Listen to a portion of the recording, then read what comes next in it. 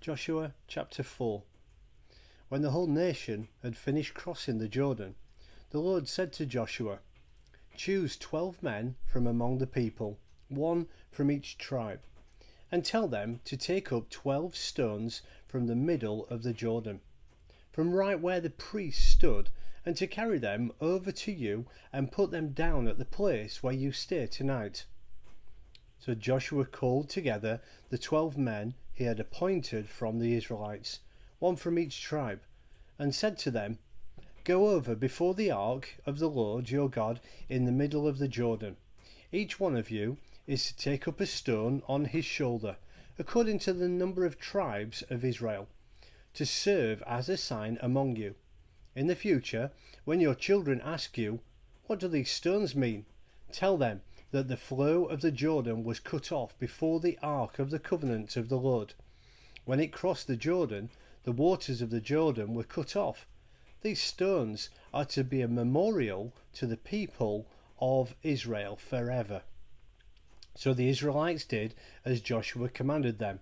They took 12 stones from the middle of the Jordan, according to the number of tribes of Israel, as the Lord had told Joshua, and they carried them over to their camp, where they put them down.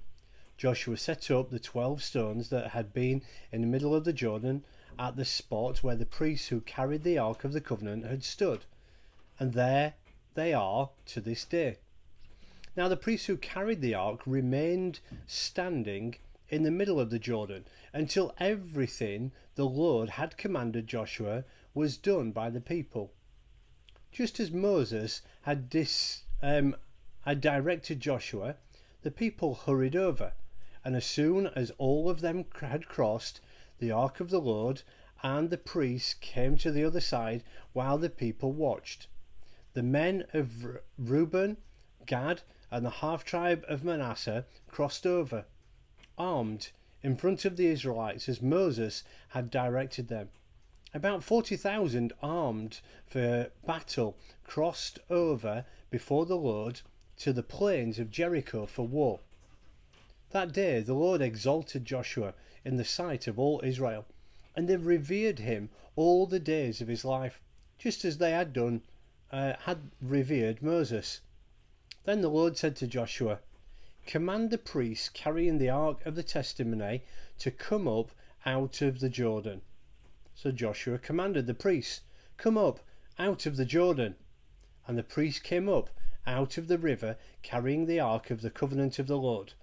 No sooner had they set their foot on the dry ground than the waters of the Jordan returned to their place and ran at flood stage as before. On the 10th day of the first month, the people went up from the Jordan and camped at Gilgal, on the eastern border of Jericho. And Joshua set up at Gilgal the 12 stones that they had taken out of the Jordan.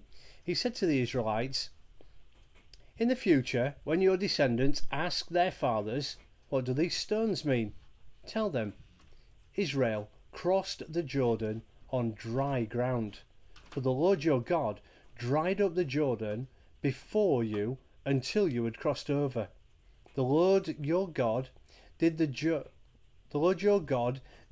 to the Jordan just as he had done to the Red Sea, when he dried it up before us until we had crossed over.